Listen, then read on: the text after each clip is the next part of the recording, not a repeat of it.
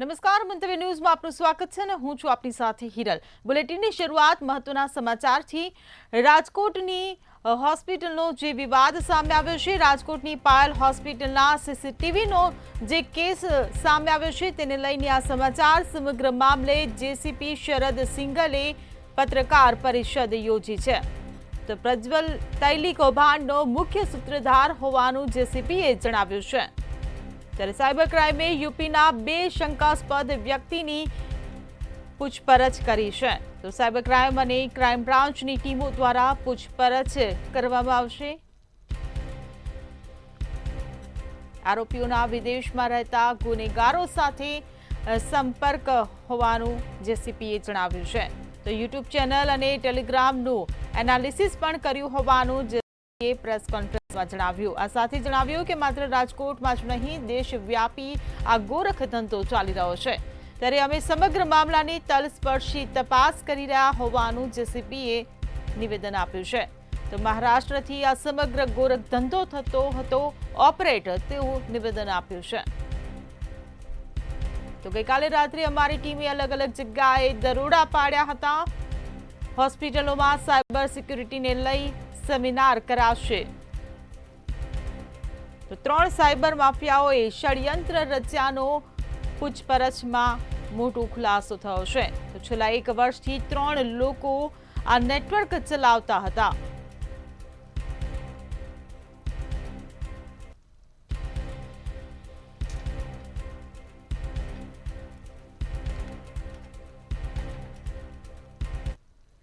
આજે વિધાનસભા સત્ર 2025નો પ્રથમ દિવસ હતો। તો સત્ર શરૂ થયા પહેલા જ કોંગ્રેસ દ્વારા વિવિધ મુદ્દાઓ પર વિરોધ પ્રદર્શન કરવામાં આવ્યું હતું, જેમાં હથકડી સાથે ડિપોર્ટ કરવા મામલે, રાજકોટ સીસીટીવી કાંડ મામલે અને ભરતી કૌભાંડ મુદ્દે પણ વિરોધ કરવામાં આવ્યો હતો।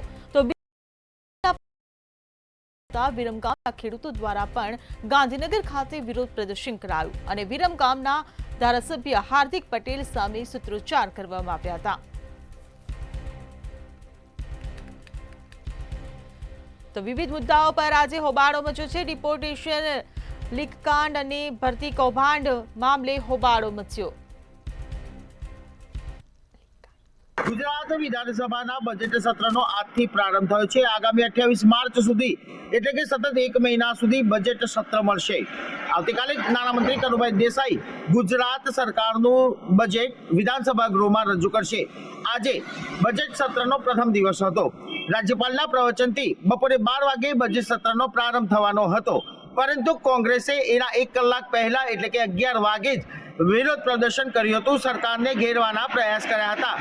અમિત ચાવડા સહિતના ધારાસભ્યો કે જે કોંગ્રેસના હતા તેમણે પ્લે કાર્ડ દર્શાવી સરકારની નીતિનો વિરોધ કર્યો હતો। એટલું જ નહીં, હાથમાં સાંકળો બાંધી હથકડી પહેરાવી જે ડિપોર્ટ કરેલા ગુજરાતીઓ હતા તેમના સમર્થનમાં સરકાર સામે ઉગ્ર વિરોધ કર્યો હતો। આમ કોંગ્રેસે આજે પહેલા દિવસથી જ આક્રમકતા બતાવી છે અને આગળના સમયમાં પણ રોજગારી, બેકારી, મોંઘવારી સહિતના અનેક મુદ્દા વિધાનસભા ગૃહના પ્લેટફોર્મ ઉપર લઈ જશે અને તે માટે કોંગ્રેસ મક્કમ હોવાનો દાવો કર્યો હતો। તો બીજી તરફ ધારાસભ્ય હાર્દિક પટેલના વિરમગામના ખેડૂતોએ આજે ડાંગરના પોષણક્ષમ ભાવ મળ્યા નહીં હોવાના બાબતે પણ ઉગ્ર વિરોધ આંદોલન શરૂ કર્યું હતું। વિરમગામ મતક્ષેત્રના જે ખેડૂતો સરકાર સામે રજૂઆત કરવા આવ્યા હતા અને હાર્દિક પટેલના હાય હાયના નારા લગાડી ડાંગરના પોષણક્ષમ ભાવ આપવામાં, સીબીઆઈ આવે અને બંટી બબલી કોણ છે તે બાબતેના સૂત્રોચ્ચાર કર્યા હતા। જોકે પોલીસે વિધાનસભા ચાલુ હોવાના કારણે એ તમામની અટકાયત કરી હતી। ગાંધીનગરની અંદર વિધાનસભા સત્ર ચાલતું હતું ત્યારે ગેટ નંબર 1 ઉપર વિરમગામના 15 થી 20 ખેડૂતોએ ડાંગરના પોષણક્ષમ ભાવ મેળવવા બાબતે સરકાર સામે રજૂઆત કરી હતી અને હાર્દિક પટેલ વિરુદ્ધ સૂત્રોચ્ચાર કર્યો હતો। જોકે પોલીસે તમામની અટકાયત કરી હેડક્વાર્ટર લઈ ગયા હતા।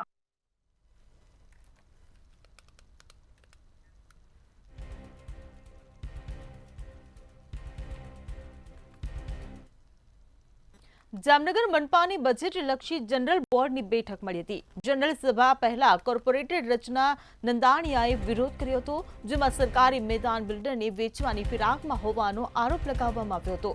તેમજ બેઠકમાં વિરોધ પક્ષના કોર્પોરેટરના નિવેદન બાદ માહોલ ગરમાયો હતો। વિરોધ પક્ષના કોર્પોરેટરે પૂર્વ મહિલા મેયરને કહ્યું કે વચ્ચે કેમ ઠેકડા મારો છો, જે બાદ કોંગી કોર્પોરેટરને શબ્દો પાછા લેવા ઉગ્ર માંગ કરી હતી। તો જામનગરમાં પણ હોબાળો મચ્યો। સરકારી મેદાનમાં હોબાળો મચ્યો। જનરલ બોર્ડની ચાલુ બેઠકમાં પણ માહોલ ગરમાવો હોવાનું સામે આવ્યું છે। તો જનરલ બોર્ડની ચાલુ બેઠકમાં આ હોબાળો મચ્યો હતો। વિપક્ષના કોર્પોરેટરે ટકોર કરતા સમગ્ર મામલો ગરમાયો હતો।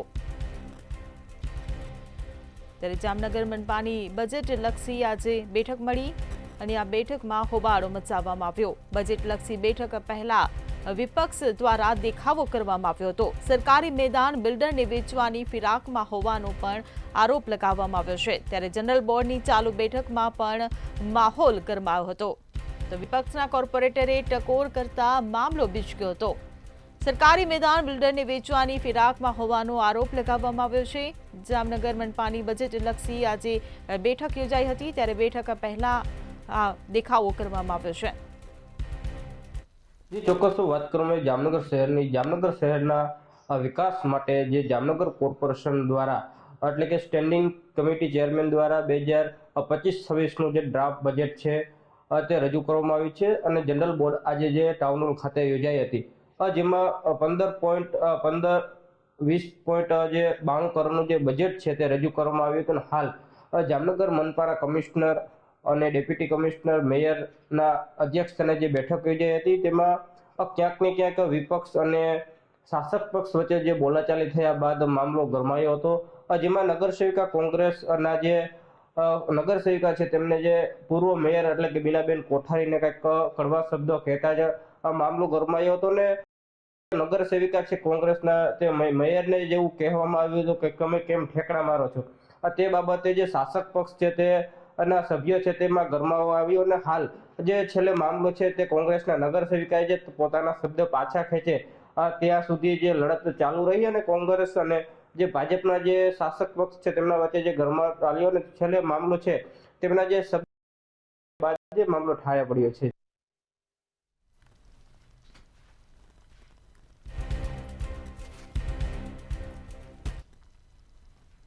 જૂનાગઢની માંગરોળ નગરપાલિકામાં ભાજપની સત્તા નક્કી છે। નગરપાલિકામાં ભાજપ અને કોંગ્રેસને 15 બેઠકો મળી હતી, જ્યાં બસપાના ઉમેદવારોએ ભાજપને સમર્થન આપતા ભાજપને બહુમતી મળી હતી। બહુજન સમાજવાદી પાર્ટીના 4 ઉમેદવારોએ ટેકો જાહેર કર્યો હતો। આ સાથે જ બસપાના સમર્થનથી ભારતીય જનતા પાર્ટી સત્તા પર આવશે, તેમજ 19 સભ્ય સંખ્યા સાથે પાલિકામાં સત્તારૂઢ ભાજપ થશે। તો બસપાના સમર્થનથી ભાજપની જીત। બસપાના ઉમેદવારોએ ભાજપને સમર્થન આપતા બહુમતી મળી છે, ત્યારે બહુજન સમાજવાદી પાર્ટીના 4 ઉમેદવારોએ ટેકો જાહેર કર્યો છે। બસપાના સમર્થનથી ભાજપ થઈ છે। સમર્થનથી ભારતીય જનતા પાર્ટી હવે સત્તા પર આવશે। માંગરોળ નગરપાલિકાની 36 બેઠકોની ચૂંટણી યોજવામાં આવી હતી, ત્યારે નગરપાલિકામાં ભાજપ અને કોંગ્રેસને 15 બેઠકો મળી।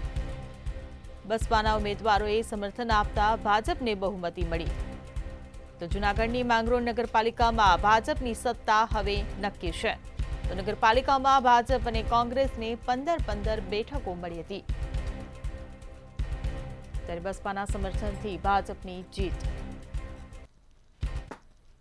ચોક્કસ કે મહાનગરપાલિકા અને નગરપાલિકાઓની ચૂંટણીનું જે પરિણામ ગઈકાલે જાહેર થયું ને એમાં જે માંગરોળ નગરપાલિકા છે ત્યાં કોંગ્રેસ અને ભાજપ વચ્ચે તાય થયું હતું, કારણ કે કોંગ્રેસ અને ભાજપની બંનેની 15 બેઠક આવી હતી, તો તેની સામે 4 ઉમેદવારો છે તે બસપાના ત્યાં વિજેતા થયા હતા। તો બીજી તરફ છે જે રીતે 2 બેઠક છે તે અપક્ષને મળી હતી, જેને લઈને ભાજપને સત્તા મેળવવા માટે ભાજપે છે તે જે બસપાના જે ઉમેદવારો વિજેતા ઉમેદવારો છે 4 તેને તેને છે તે ભાજપમાં જોડી દીધા છે.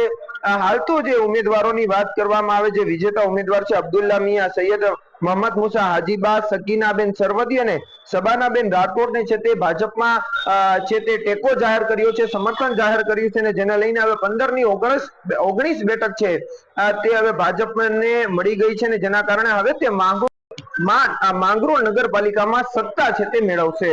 ખાસ કરીને કુલ માંગરોળની 36 બેઠક હતી, તેમાં 15 ભાજપની, 15 કોંગ્રેસની, 4 બસપા અને છે તે 2 બેઠક છે તે અપક્ષને મળી હતી. હાલ તો જે બસપાના જે 4 વિજેતા ઉમેદવારો હતા તે હવે ભાજપમાં જોડાઈ ગયા છે, ને જેને લઈને હવે ભાજપની 19 બેઠક થઈ ગઈ છે, ને હવે તે ભાજપ છે તે નગરપાલિકાની અંદર સત્તા મેળવે છે. તો બસપાના સમર્થનથી ભાજપની જે માંગરોળ નગરપાલિકાની 36 બેઠકોની જે ચૂંટણી યોજવામાં આવી હતી તેમાં બસપાએ ભાજપને સમર્થન આપ્યું છે. જૂનાગઢની માંગરોળ નગરપાલિકામાં ભાજપની સત્તા હવે સમર્થન મળતા નક્કી. બસપાના ઉમેદવારોએ સમર્થન આપતા ભાજપને બહુમતી મળી છે. તો આ નગરપાલિકાની ચૂંટણીમાં ભાજપ અને કોંગ્રેસને 15 બેઠકો મળી હતી. ત્યારે બસપાના સમર્થકોએ, ઉમેદવારોએ હવે ભાજપને સમર્થન આપ્યું છે. તો ભાજપને સમર્થન આપતા ભાજપની હવે બહુમતી થઈ ગઈ છે. ત્યારે બહુજન સમાજવાદી પાર્ટીના 4 ઉમેદવારોએ ભાજપને ટેકો જાહેર કર્યો છે.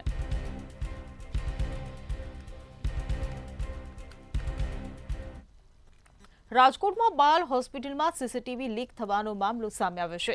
ત્યારે રાજકોટ પોલીસ દ્વારા પ્રેસ કોન્ફરન્સ યોજવામાં આવી હતી. પ્રેસ કોન્ફરન્સમાં પોલીસે સોશિયલ મીડિયાથી સતર્ક રહેવા અને આવા આરોપીઓ સામે સતર્ક રહેવાનું કહ્યું હતું.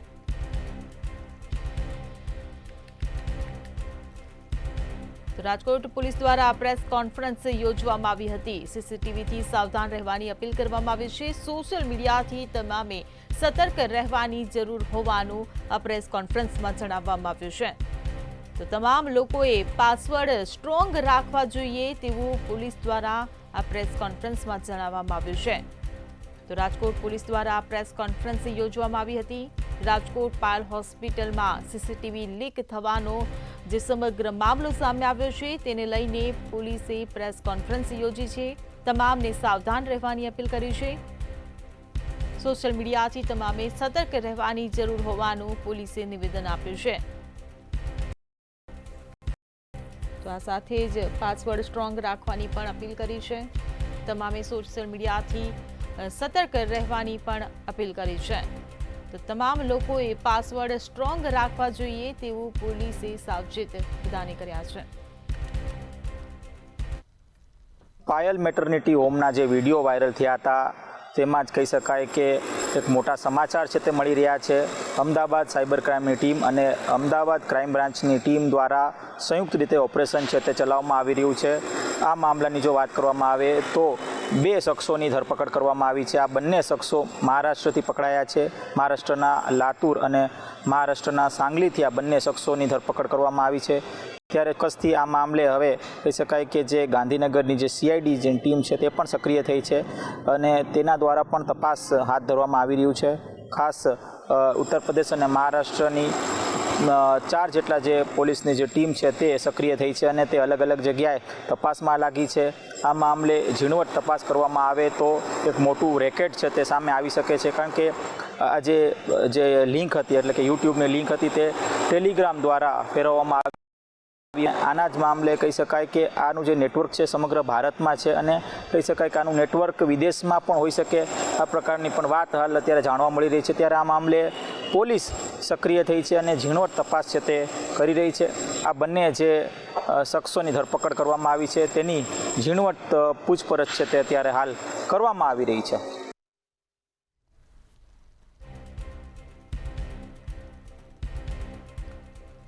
રાજકોટ પાયલ હોસ્પિટલમાં સીસીટીવી લીક થવાનો જે મામલો સામે આવ્યો છે તેને લઈને હવે પોલીસ પણ એલર્ટ થઈ છે. પોલીસે આ મામલે પ્રેસ કોન્ફરન્સ યોજી છે. રાજકોટ પોલીસ દ્વારા આ પ્રેસ કોન્ફરન્સ યોજવામાં આવી છે જેમાં તમામ લોકોને સાવધાન રહેવાની અપીલ કરી છે. સોશિયલ મીડિયાથી તમામે સતર્ક રહેવાની જરૂર હોવાનું આ પ્રેસ કોન્ફરન્સમાં જણાવવામાં આવ્યું છે. તો આ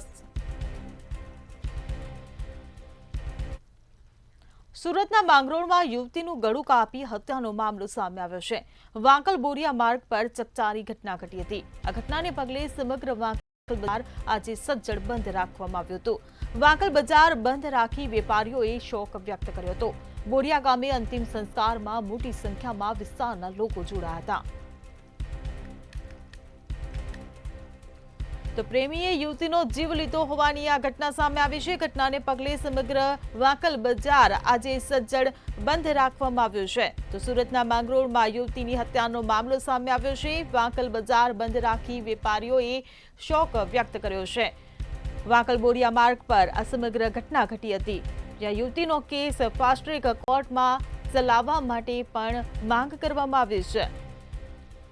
દરેક પ્રેમીએ યુવતીનો જીવ લીધો છે, ગળું કાપીને તેનો જીવ લીધો છે. તો સુરતના માંગરોળમાં યુવતીની હત્યાનો આ મામલો સામે આવ્યો છે. વાંકલ બોરિયા માર્ગ પર આ ચકચારી ઘટના ઘટી હતી, ત્યારે ઘટનાને પગલે સમગ્ર વાંકલ બજાર આજે સજ્જડ બંધ રાખવામાં આવ્યું છે. તો વાંકલ બજાર સજ્જડ બંધ રાખીને વેપારીઓએ પણ શોક વ્યક્ત કર્યો. તો યુવતીનો કેસ ફાસ્ટ ટ્રેક કોર્ટમાં ચલાવવા માટે પણ માંગ કરવામાં આવી રહી છે. તો વાંકલ બોરિયા માર્ગ પર ચકચારી આ ઘટના ઘટવા પામી હતી, ત્યારે ઘટનાને પગલે સમગ્ર વાંકલ બજાર આજે સજ્જડ બંધ રહ્યું છે. તો યુવતીના અંતિમ સંસ્કાર કરવામાં આવ્યા છે. મોટી સંખ્યામાં લોકો અંતિમ સંસ્કારમાં જોડાયા હતા. સુરત ગ્રામ્યમાં બનેલ ગ્રીષ્મકાંડ જેવી જ ઘટનાને પગલે સમગ્ર વિસ્તારમાં ચકચાર મચી જવા પામી છે. ગઈકાલે બનેલ માંગરોળના વાંકલ બોરિયા માર્ગ પર યુવતીનું ગળું કાપી હત્યા કરવાનો જે મામલો સામે આવ્યો હતો.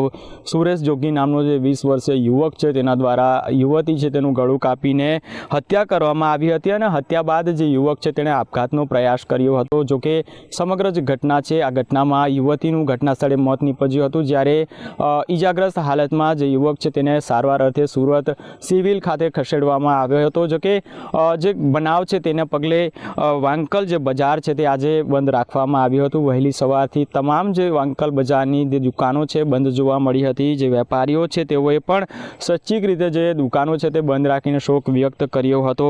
આ સાથે કહી શકાય કે જે યુવતી છે તેને ફોરેન્સિક પીએમ માટે સુરત ખાતે લઈ જવામાં આવી હતી, અને ફોરેન્સિક પીએમ બાદ આજે વહેલી સવારે જે યુવતીનો મૃતદેહ છે પરિવારજનોને સોંપવામાં આવ્યો હતો, અને ત્યારબાદ મૃતક યુવતીનો જે મૃતદેહ છે તેને તેમના વતન ખાતે લઈ આવવામાં આવ્યો હતો. માંગરોળનું જે બોરિયા ગામ આવેલું છે, બોરિયા ગામના મુક્તિધામ ખાતે આજે સવારે 11 વાગ્યાની આસપાસ જે યુવતી છે તેનો મૃતદેહ છે તેને અંતિમ સંસ્કાર કરવામાં આવ્યા હતા. જો કે મોટી સંખ્યામાં આજુબાજુના વિસ્તારના જે લોકો છે તેઓ પણ અંતિમ યાત્રામાં જોડાયા હતા. કહી શકાય કે સુરત ગ્રામ્ય વિસ્તારમાં આ પ્રકારની ઘટનાને પગલે ચકચાર મચી જવા પામી છે, કારણ કે યુવતીની જે પ્રકારે હત્યા કરવામાં આવી છે, જે પ્રકારે ગળું કાપી તેની હત્યા કરવામાં આવી છે, તેને જ લઈને હવે કહી શકાય કે આ વિસ્તારના જે લોકો છે, આગેવાનો છે, તેઓ યુવતીનો જે કેસ છે ફાસ્ટ ટ્રેક કોર્ટમાં ચલાવવા માટે માંગ કરી રહ્યા છે. અને જે ઘટના બની છે, યુવક દ્વારા જે પ્રકારે યુવતીની હત્યા કરવામાં આવી છે તેને લઈને આ વિસ્તારમાં ચકચાર મચી જવા પામી છે.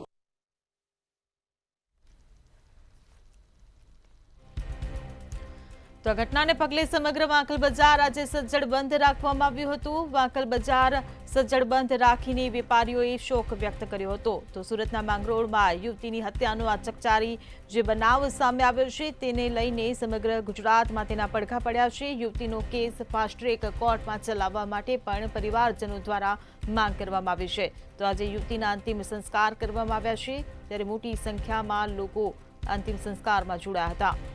તો સુરતના માંગરોળમાં યુવતીનું ગળું કાપીને તેની નિર્મમ હત્યા કરી દેવામાં આવી છે, ત્યારે આ ચકચારી ઘટના વાંકલ બોરિયા માર્ગ પર ઘટી હતી. તો ઘટનાને પગલે સમગ્ર વાંકલ બજાર આજે સજ્જડ બંધ રાખવામાં આવ્યું છે.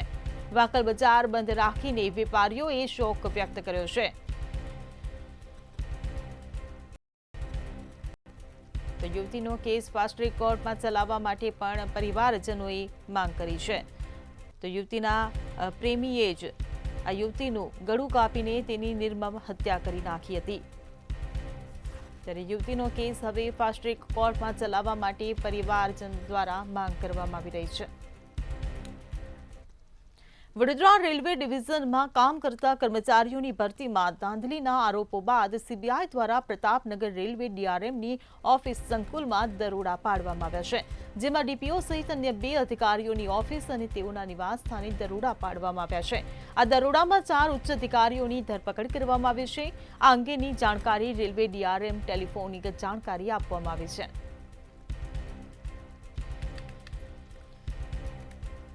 તો રેલવેની ભરતીમાં ધાંધલી હોવાની આગાહી છે. વડોદરા રેલવે ડિવિઝનમાં ભરતીમાં આ કૌભાંડ સામે આવ્યું છે. સીબીઆઈ દ્વારા પ્રતાપનગર રેલવે ડીઆરએમની તો વડોદરા રેલવે ડિવિઝનમાં ભરતીમાં ધાંધલીની ઘટના સામે આવી છે. તો સીબીઆઈ દ્વારા પ્રતાપનગર રેલવે ડીઆરએમની ઓફિસમાં દરોડા પાડવામાં આવ્યા છે. વડોદરા રેલવે ડિવિઝનમાં ભરતીમાં ધાંધલીની ઘટના સામે આવી છે. સીબીઆઈ દ્વારા પ્રતાપનગર રેલવે ડીઆરએમની ઓફિસમાં દરોડા પાડવામાં આવ્યા છે. 2 અધિકારીઓની ઓફિસ અને તેઓના નિવાસ સ્થાને આ દરોડા પાડવામાં આવ્યા છે. ચોક્કસથી વાત કરીએ વડોદરાના રેલવે વિભાગની અંદર ભારે ચહેલ પહેલ છેલ્લા 24 કલાકમાં જોવા મળી રહી છે. ગઈકાલે બપોરે મંગળવારના રોજ વડોદરાના પ્રતાપનગર ઓફિસ ખાતે રેલવેનું જે હેડક્વાર્ટર આવેલું છે ત્યાં સીબીઆઈ અને એસીબીની સંયુક્ત ટીમો દ્વારા દરોડો પાડવામાં આવ્યા હતા. મહત્વની વાત છે, ગાંધીનગર સીબીઆઈ અને એસીબીના 50થી વધારે અધિકારીઓ આ ડીઆરએમ કચેરી ખાતે ઘસી આવ્યા હતા અને ત્યાં આગળ આકસ્મિક સઘન સરપ્રાઇઝ ચેકિંગ હાથ ધર્યું છે, જે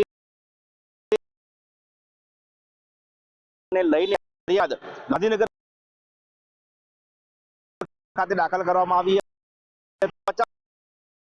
3 જેટલા ઉચ્ચ અધિકારીઓની પૂછપરછ કરી રહ્યા છે.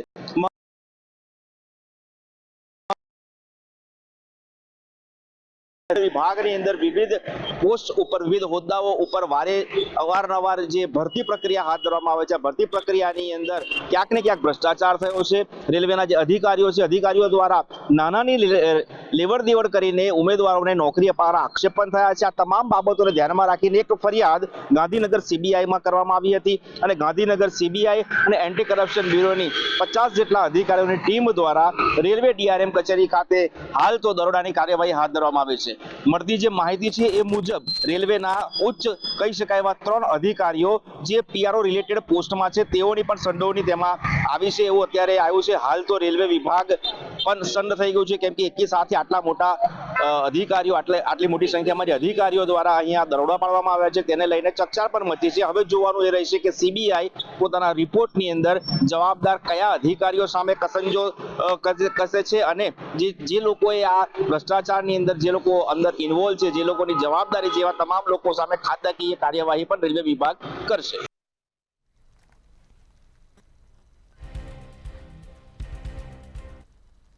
મહેસાણા કડી સ્થિત ઓફિસના માલિકને દિલ્હીની કંપનીએ ચૂનો લગાવ્યો હતો.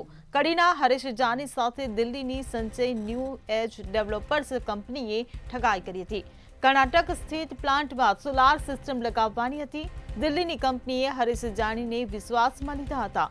સોલાર પ્લાન્ટના ઓથો ડીલર હોવાનો વિશ્વાસ આપ્યો હતો. સોલાર સિસ્ટમ લગાવી આપવાનું કહીને ₹1.46 કરોડ ખંખેરી લીધા હતા અને ₹45 લાખની સોલાર પેનલ મોકલી, પરંતુ લગાવી ન આપી હતી.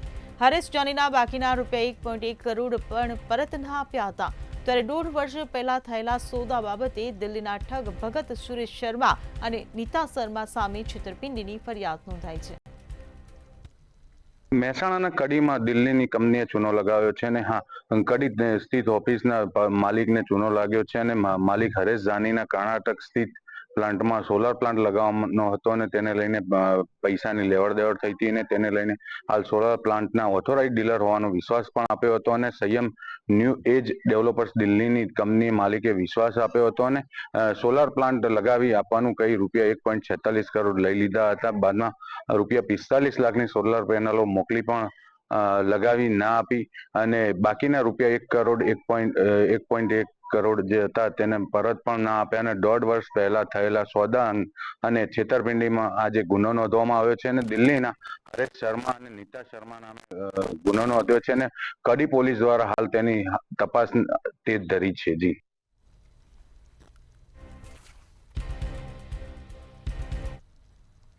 કચ્છમાં સરકારી ઘાસના ગોડાઉનમાં આગ લાગવાનો સિલસિલો યથાવત હોય તેવું લાગી રહ્યું છે. ધોરડો નજીક ગોરેવલી ગામે સરકારી ઘાસના ગોડાઉનમાં આગ લાગી હતી. ઘાસ ગોડાઉન પર સિક્યુરિટી ગાર્ડ પણ સતત ગેરહાજર જોવા મળી રહ્યો હતો. તેમ છતાં તેને 8 મહિનાથી પગાર ચૂકવાતો હતો. તો યોગ્ય સમયે માલધારીઓની ઘાસ વિતરણ ન થતું હોવાની પણ ફરિયાદ ઉઠવા પામી છે.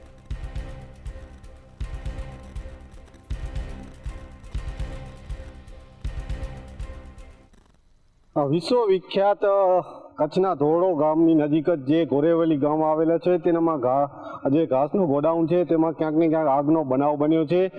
મહત્વની બાબત છે કે ગત જે 8 મહિના પૂર્વે જ આવો બનાવ છે તે બન્યો હતો, જેમાં 9 લાખ જેટલો આ જે પાકનો જે ઘાસનો વીમો હતો તેનો જે પાક્યો હતો. મહત્વની બાબત છે કે આ જે ઘાસના ગોડાઉનમાં જે સિક્યોરિટી ગાર્ડ મૂકવામાં આવ્યો છે તેને પણ છેલ્લા 8 મહિનાથી પગાર અપાય છે, પણ આ જે સિક્યોરિટી ગાર્ડ છે તેની સતત ગેરહાજરી હોય છે તે પણ સવાલ ઉદ્ભવે છે.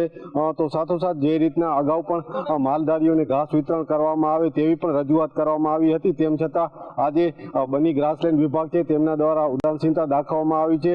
આ સમગ્ર મામલે જે બની ગ્રાસલેન્ડ વિભાગના જે અધિકારી છે તેનો પણ સંપર્ક કરવામાં આવ્યો હતો, પરંતુ તેમનો સંપર્ક નથી થઈ શક્યો. તો સાથોસાથ જે રીતના આજે બની ગ્રાસલેન્ડ વિભાગ દ્વારા જે આવા ઘાસના સરકારી ગોડાઉનનો રખેવાળ કરવામાં આવવામાં આવતો હોય પણ તેમ છતાંય કોઈ પણ જાતની કહી શકાય કે જે તકેદારી નથી રાખવામાં આવતી, કારણ કે અવારનવાર આવા આગના બનાવ બને છે. એ પણ જે માર્ચ મહિનો આવે એના પહેલા જ આવા બનાવ બને છે, ત્યારે ક્યાંક ને ક્યાંક આ બાબતમાં સવાલ પણ ઊભા કરે છે.